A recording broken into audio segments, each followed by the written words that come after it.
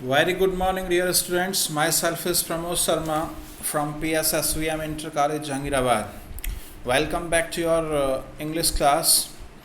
As you know, your chapter number 4, the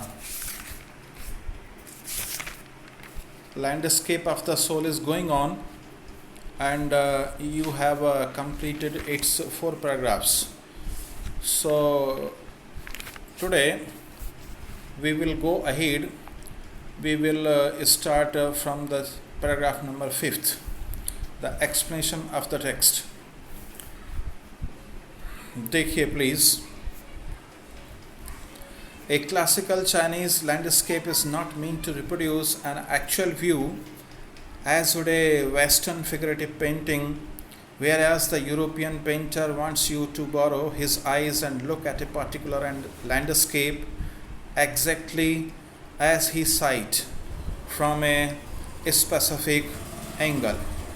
A classical Chinese यानी एक पारंपरिक चीनी लैंडस्केप भूदृश्य या दृश्यावली कह सकते हैं. इज नॉट मीन्ट का अर्थ नहीं होता, आशा नहीं होता टू रिप्रोड्यूस उत्पन्न करना एन एक्चुअल व्यू, एक वास्तविक विचार, एक वास्तविक दृश्य.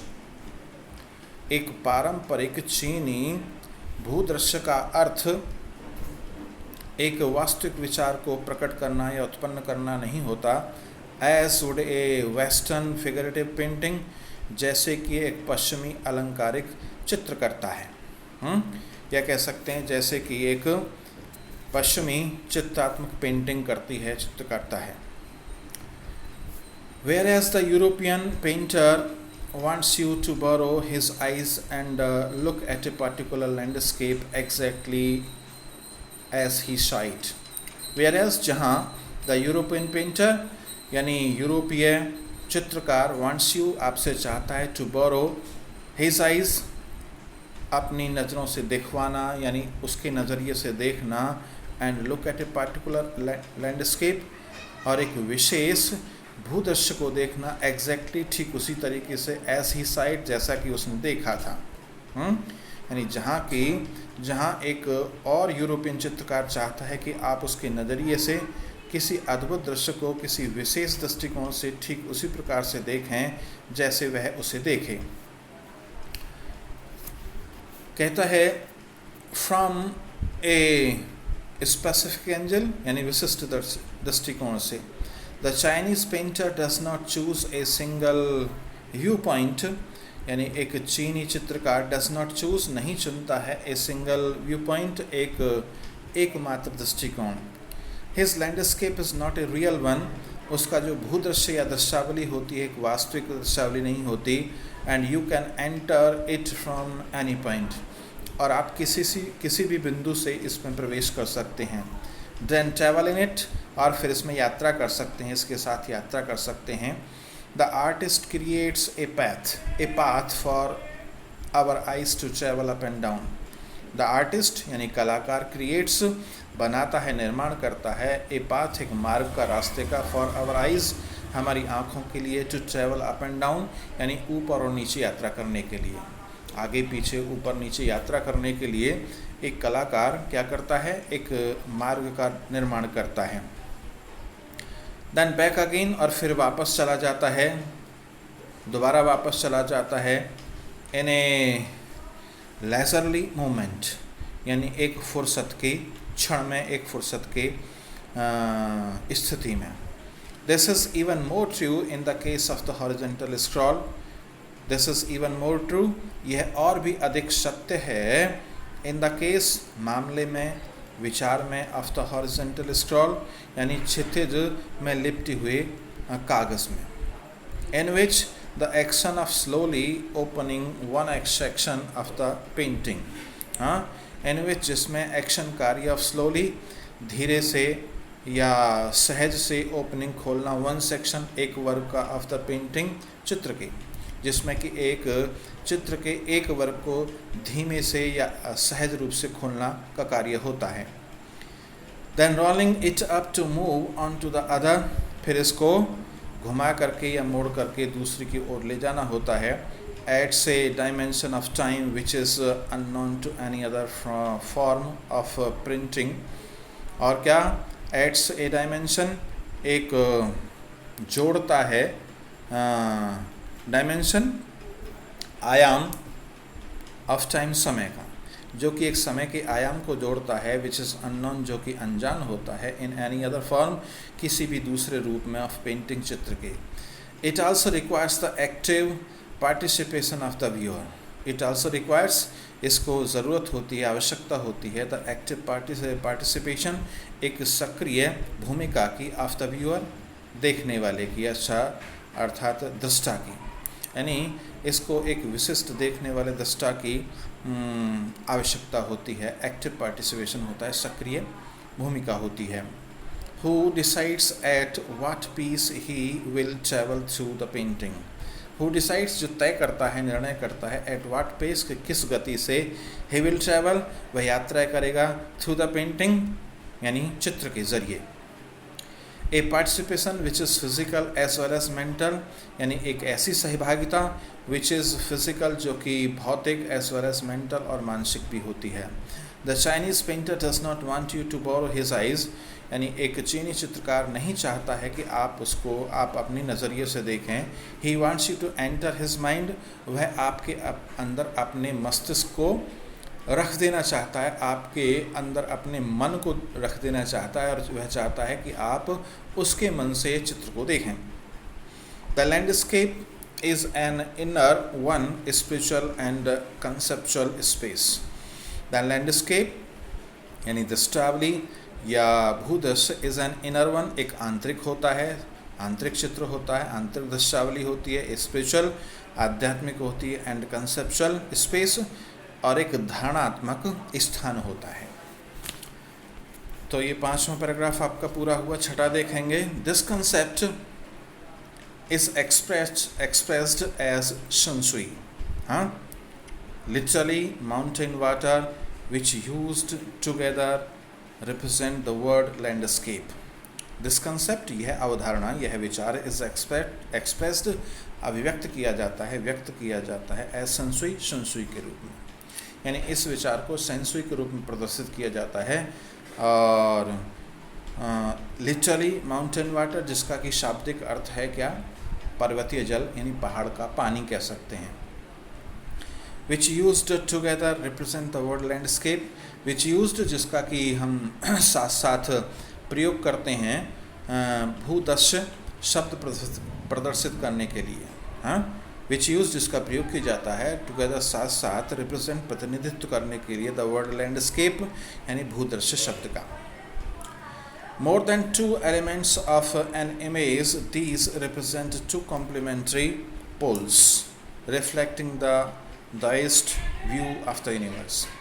मोर देन 2 एलिमेंट्स, यानी 2 से ज़्यादा तत्व, ऑफ एन इमेज, यानी एक छवि के, यानी एक छवि के 2 से ज़्यादा तत्व, दीज रिप्रेजेंट, ये प्रतिनिधित्व करते हैं, 2 कॉम्प्लीमेंट्री, 2 पूरक पोल्स, ध्रुवों का, हाँ, यानी ये 2 पूरक ध्रुवों का प्रतिनिधित्व करते हैं, रिफ्लेक्टिंग द डाइस्ट व्यू, और जो कि परावर्तित करते हैं, डाइस्ट का मतलब दोहरेपन की या दाओइज्म की, दाओवाद की, व्यू ऑफ द यूनिवर्स, यानी ब्रह्मांड के दृष्टिकोण को, और जो कि ब्रह्मांड के दोहरेपन के दृष्टिकोण का प्रतिनिधित्व करते हैं।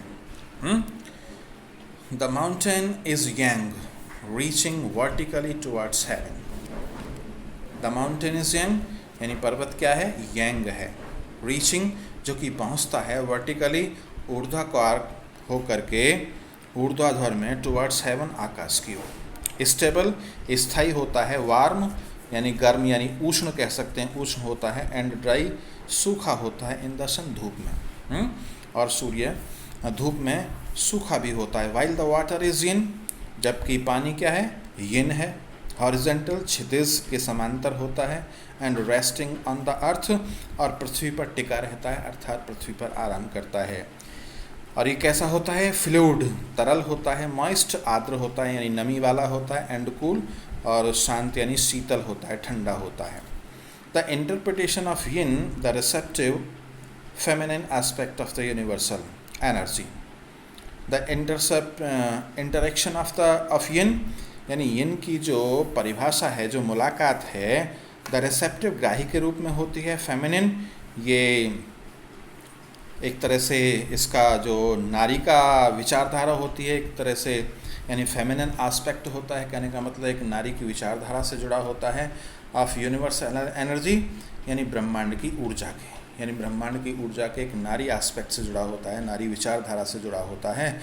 And it's counter part young, और इसका जो प्रतिपक्ष यंग है एक्टिव सक्रिय होता है, एंड मैस्कुलिन और नर होता है, सक्रिय होता है यंग, और नर विचारधारा का होता है। इस of course a fundamental notion, इस ऑफ कोर्स जो कि वास्तव में होता है फंडामेंटल नोशन, एक मूलभूत विचार ऑफ दाइज्म, दोहरेपन का, जो कि दोहरेपन का एक मूलभूत विचार होता है, या कह सकते हैं कि दाइज्म का, दाओवाद का एक मूलभूत विचार होता है।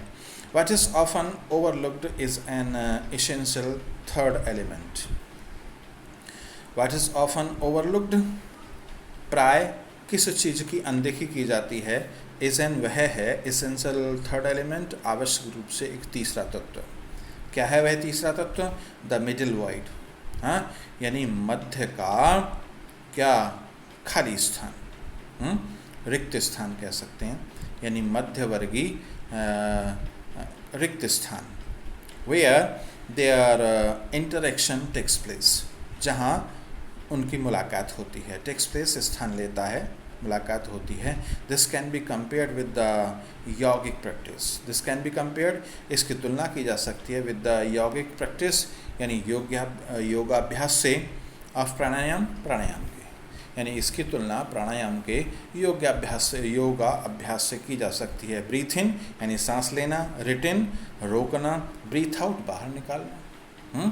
प्राणायाम में यही तीन प्रक्रिया होती हैं, सांस को अंदर खींचना, उसको रोकना और उसको बाहर निकालना। The suspension of breath is the white, the suspension of breath यानी सस्पेंशन, निलंबन, ऑफ ब्रीथ सांस का, इज द वाइड यानी क्या होता है, रिक्त स्थान होता है। सांस का निलंबन क्या होता है, रिक्त स्थान होता है। वेयर मेडिटेशन अकर्स, जहाँ पर क्या होता है जी, ध्यान घटित होता है, ध्यान स्थान लेता है, ध्यान होता है। The middle wide is essential, यानी मध्य रिक्त स्थान क्या होता है, आवश्यक होता है। Nothing can happen without it, इसके बिना कुछ भी नहीं हो सकता। Hence the importance of the white unpainted space in Chinese landscape. Hence अतः the importance of the white यानी सफ़ेद का महत्व, अनपेंटेड स्पेस अचित्रित स्थान का महत्व, इन चाइनीज लैंडस्केप यानी चीनी दृश्यावली में। अतः चीनी दृश्यावली में सफ़ेद तथा अनचित्रित स्थान का महत्व होता है। छठा पैराग्राफ पूरा हुआ, सातवां देखेंगे। This is also where man finds a fundamental role, this is also, यह वह स्थान है, वेयर मैन जहाँ पर आदमी फाइंड्स पाता है, ए फंडामेंटल रोल एक आधारभूत क्या भूमिका, हाँ आधारभूत कह सकते हैं या मूलभूत भूमिका प्राप्त करता है, यह वह स्थान है। In that space between heaven and earth, यानी इन दैट स्पेस, इस स्थान पर, बिटवीन हेवन एंड अर्थ यानी पृथ्वी और आकाश के बीच में, he becomes a conduct of communication between both poles, he becomes वह बन जाता है, कंडक्ट यानी नाली, ऑफ कम्युनिकेशन संचार की, संप्रेषण की, बिटवीन बोथ पोल्स दोनों ध्रुवों के बीच, ऑफ द यूनिवर्स ब्रह्मांड के, यानी ब्रह्मांड के दोनों ध्रुवों के बीच वह कम्युनिकेशन की, संप्रेषण की एक नाली के रूप में बन जाता है। हिज प्रेजेंस इज एसेंशियल, और उसकी जो उपस्थिति है वो आवश्यक है, अनिवार्य है। Even it is only suggested, हालांकि केवल यह सुझाव दिया जाता है, फार फ्रॉम बीइंग लॉस्ट, हैं, यानी खोए जाने से बहुत दूर है, और oppressed by the Lofty peaks, और ऑप्रेस्ड जिसका विरोध किया जाता है, by the Lofty peaks, by the Lofty peaks यानी ऊंची ऊंची चोटियों के द्वारा, जिसका कि ऊंची ऊंची चोटियों के द्वारा विचार किया जाता है। ठीक है जी। He is in Francois Cheng's wonderful expression, the eye of the landscape. He is वह होता है इन फ्रांसिस चेंग्स यानी फ्रैंकोइस चेंग की वंडरफुल एक्सप्रेशन, एक अद्भुत पदावली, the eye of the landscape, जो कि भूदर्शक की आँख होती है, भूदर्शक का एक नेत्र होता है। दोबारा से देखें इसको कि इसको खोया नहीं जा सकता अथवा ऊंची चोटियों के द्वारा उसका खोना एवं विरोध नहीं किया जा सकता। फ्रैंकोइस चेंग की आश्चर्यजनक पदावली में वह दस्तावली का नेत्र है। लास्ट पैराग्राफ आपका 8वां, गेटिंग इनसाइड आउटसाइडर पाइट art. When French painter Jean Dubuffet mooted the concept of art brut in the 1940s, the art of the untrained visionary was of minority interest. From its almost veiled beginnings, outer side art has gradually become the fastest growing area of interest in contemporary art internationally. When French painter, जब French चित्रकार gene डुबेफे mooted ने सुझाव रखा the concept विचारधारा को of art brute की in the 1940s यानी 1940 के दशक में, जब फ्रेंच चित्रकार जीन डुबुफेट ने आर्ट ब्रूट के विचार का सुझाव रखा 1940 के दशकों में, the art of the untrained visionary was of minority interest. The art of the untrained visionary यानी आर्ट कला, अनट्रेन्ड अप्रशिक्षित, विजनरी स्वप्नदर्शी, वास ऑफ माइनॉरिटी इंटरेस्ट, वास माने थी, माइनॉरिटी अल्पसंख्यक, इंटरेस्ट माने रुचि की। तो the art of untrained visionary यानी अप्रशिक्षित स्वप्नदर्शी की जो कला थी वो अल्पसंख्यक रुचि की थी। From its almost yield beginnings, outer side art has gradually become the fastest growing area of interest in contemporary art internationally. From its almost yield यानी लगभग, यील्ड का मतलब स्पष्ट, बिगनिंग्स माने शुरुआत से, प्रारंभ से, आउटर साइड आर्ट यानी बाह्य कला, हैज़ ग्रेजुअली धीरे धीरे बिकम हो चुकी है, द फास्टेस्ट ग्रोइंग यानी तेज गति से बढ़ने वाली, एरिया माने क्षेत्र, ऑफ इंटरेस्ट रुचि की, इन कंटेम्प्रेरी समकालीन आर्ट माने कला, इंटरनेशनली अंतर्राष्ट्रीय रूप से। यानी तब से जो बाह्य कला है वो धीरे धीरे अंतर्राष्ट्रीय रूप से समकालीन रुचि की सबसे तेज गति से बढ़ने वाली क्षेत्र के रूप में विकसित हो चुकी है। This genre is described as art of those who have no right to the artist as they have received no formal training. This genre यानी यह कला शैली is described को वर्णित किया गया, इस कला शैली का वर्णन किया गया एज आर्ट ऑफ दोज उन लोगों की कला के रूप में हु हैव नो राइट जिनके पास कोई अधिकार नहीं था टू बी आर्टिस्ट कलाकार होने का, एज दे हैव रिसीव्ड जब क्योंकि उन्होंने प्राप्त किया है नो फॉर्मल ट्रेनिंग कोई भी औपचारिक शिक्षा, क्योंकि उन्होंने किसी प्रकार की कोई औपचारिक शिक्षा प्राप्त नहीं की। येट सो टैलेंट फिर भी क्या दिखाया, प्रतिभा दिखाई, एंड आर्टिस्टिक इंसाइट और एक कलात्मक अंतर्दृष्टि को दिखाया, दर्शाया। Their works are a stimulating contrast to a lot of mainstream offerings. Their works उनके कार्य, आर ए स्टिमुलेटिंग कंट्रास्ट एक उत्तेजक क्या है, तुलना है, to a lot of mainstream offerings यानी एक बहुत सारी मुख्य धारा, ऑफ स्प्रिंग्स योगदान देने वाली, यानी योगदान देने वाली बहुत सी मुख्य धाराओं के एक उत्तेजक तुलना के रूप में है। Around the time Dubuffet was propounding his concept in India, an untutored genius was creating paradise. Around the time Dubuffet यानी उस समय जब डुबुफे यानी जिस समय डुबुफे वाज प्रोपाउंडिंग, प्रस्तुत कर रहा था कंसेप्ट विचार इन इंडिया, भारत में, एन अनट्यूटर्ड जेनस, यानी एक औपचारिक अनौपचारिक विशिष्टता का, वाज क्रिएटिंग पैराडाइज, तो वह स्वर्ग का निर्माण कर रहा था। Years ago the little patch of jungle that he began clearing to make himself a garden sculpture with stone and recycled material is known to the world today as the rock garden at Chandigarh. Years ago, वर्षों पहले, the little patch, छोटा सा टुकड़ा of जंगल का, that he began clearing, जो कि उसने साफ करना शुरू कर दिया था। तो सालों पहले, वर्षों पहले जंगल का एक छोटा सा टुकड़ा जो कि उसने काफ़ी दिन पहले साफ़ करना शुरू कर दिया था, to make himself a garden sculpture, अपना एक बगीचा तैयार करने के लिए, विद स्टोन, पत्थरों को काट छांट कर, एंड रिसाइकल्ड मटेरियल, और पुनः प्रयोग में आने वाली सामग्री को तैयार करके, इज़ नॉन, जाना जाता है, टू द वर्ल्ड, संसार में, टुडे आज, एज द रॉक गार्डन, यानी चट्टानों के बाग के रूप में, एट चंडीगढ़ में। आगे देखेंगे,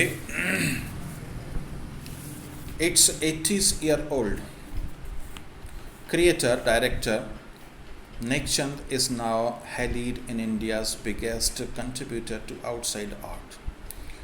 It's 80 years old, यानी 80 वर्षीय बूढ़े निर्माता निर्देशक Nek Chand,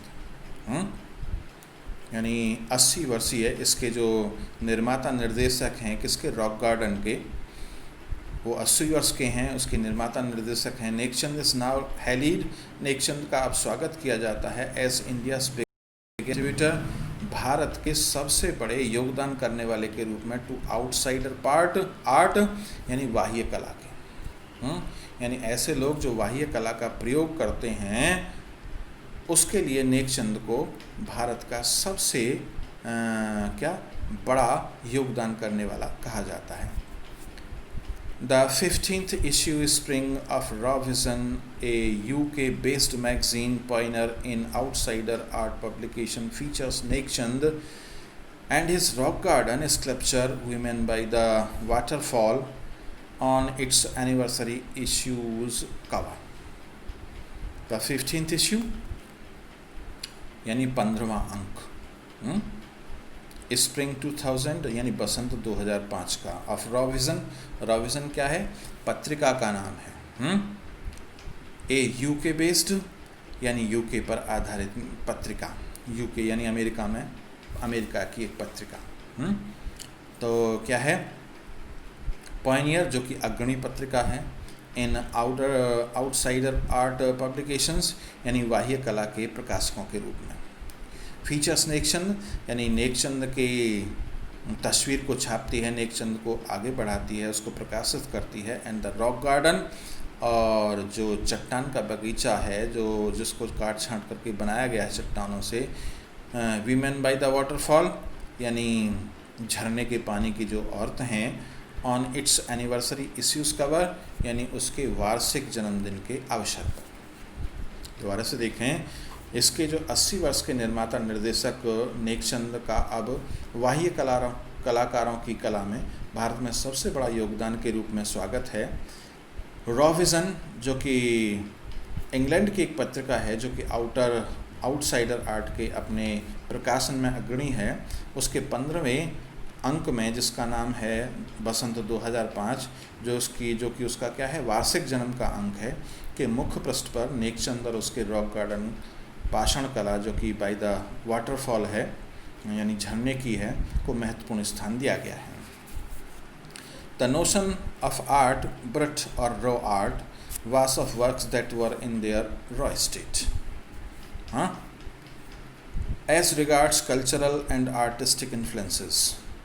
the notion of the art brut, notion माने विचार, आर्ट ब्रट का मतलब कला, और रॉ आर्ट का मतलब ये भी नाम है, यानी art brut or raw art का विचार उन कलाकृतियों का था जो सांस्कृतिक और कलात्मक प्रभावों के सामने अपनी कच्ची अवस्था में थे। हाँ, तो वास of works that were in their raw state का मतलब कच्ची दशा में थे। Regards cultural and artistic influences, regard संबंधित हैं कल्चरल सांस्कृतिक और आर्टिस्टिक इन्फ्लुएंसेस और कलात्मक प्रभावों से। कहते हैं आगे, anything and everything from a tin to sink to a broken down car could be material for a work of art. हाँ, क्या कहते हैं? एनीथिंग, कुछ भी, एंड एवरीथिंग, और सब कुछ, फ्रॉम ए टिन यानी एक टीन से लेकर के, हाँ टीन तो समझते हैं, टू ए सिंक यानी सिंक तक, टू ए ब्रोकन डाउन और एक टूटी हुई कार से लेकर के, कुड बी मटेरियल यानी सामग्री हो सकती है, for a work of art, कला के कार्य के लिए। हाँ, यानी टूटी हुई टिन हो, टूटी हुई टिन से लेकर के सिंक तक, या एक टूटी हुई कार से लेकर के, हाँ, कला का कार्य करने के लिए कुछ भी सहायक सामग्री हो सकती है। Something Nekchand has taken to dizzying heights, something ऐसा ही कुछ नेकचंद ने हैज़ टेकन लिया है टू डिसिंग हाइट्स, असाधारण ऊंचाइयों तक, यानी नेकचंद ने ऐसे ही कुछ काम को असाधारण ऊंचाइयों तक पहुंचाया है। Recognising his art as an outstanding testimony of the difference a single man can make when he lives his dream. Recognising his art यानी अपनी कला को पहचानते हुए, उसका मूल्यांकन करते हुए। एन आउटस्टैंडिंग टेस्टिमनी, एक असाधारण वसीयत के रूप में, घोषणा के रूप में, of the difference a single man can make, यानी अंतर को समझते हुए एक एकाकी आदमी बना सकता है, when he lives his dream, जब वह अपने सपने को जीता है, अपने सपनों को सच करता है। The Swiss commission for UNESCO will be honoring him by way of European exposition of his works. The Swiss Commission यानी स्विस आयोग for UNESCO के लिए will be honoring, सम्मानित करेगा, him उसको, by way of European exposition यानी एक तरीके के द्वारा जिसमें यूरोप का एक्सपोजिशन, खुलासा होगा, of his works, उसके कार्यों का, यानी यूरोपीय तरीके से उसके कार्यों का खुलासा करके जो स्विस कमीशन है यूनेस्को के माध्यम से उसको सम्मानित करेगा, उसके कार्यों का सम्मान करेगा। द 5 months इंटरेक्टिव शो यानी 5 महीने का आकर्षित करने वाला शो, रीम ऑफ नेकचंद के नाम से, बिगनिंग शुरू होगा अक्टूबर में, will be held at leading museums यानी बड़े बड़े, कहाँ शुरू होगा ये? बड़े बड़े संग्रहालय में शुरू किया जाएगा, प्रारंभ किया जाएगा, इन स्विट्ज़रलैंड के, बेल्जियम के, फ्रांस के और इटली के, यानी इन देशों के बड़े बड़े संग्रहालयों में इस कार्यक्रम को कब से शुरू किया जाएगा? अक्टूबर में शुरू किया जाएगा। और the biggest reward is walking through the garden and seeing people enjoy my creation, Nek Chand कहते हैं कि द बिगेस्ट रिवार्ड यानी सबसे बड़ा पुरस्कार, इज़ वॉकिंग टहलना, घूमना, थ्रू द गार्डन बगीचे के इधर उधर, एंड सीइंग पीपल और लोगों के द्वारा देखना, आनंद लेना, माई क्रिएशन मेरी कृतियों का क्या है? उसका सबसे बड़ा पुरस्कार है।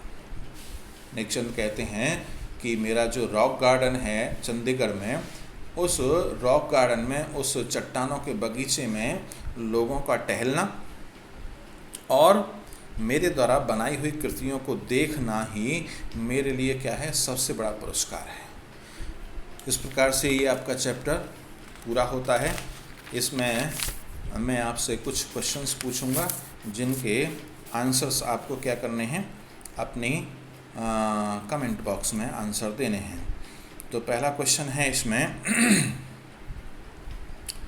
What do you mean by is illusionistic likeness? हाँ, यानी आप इल्यूशनिस्टिक लाइकनेस से क्या समझते हैं? कहने का मतलब भ्रमित करने वाली समानता से आप क्या समझते हैं? अगला क्वेश्चन है, what do you mean why did the painter say let me show the way?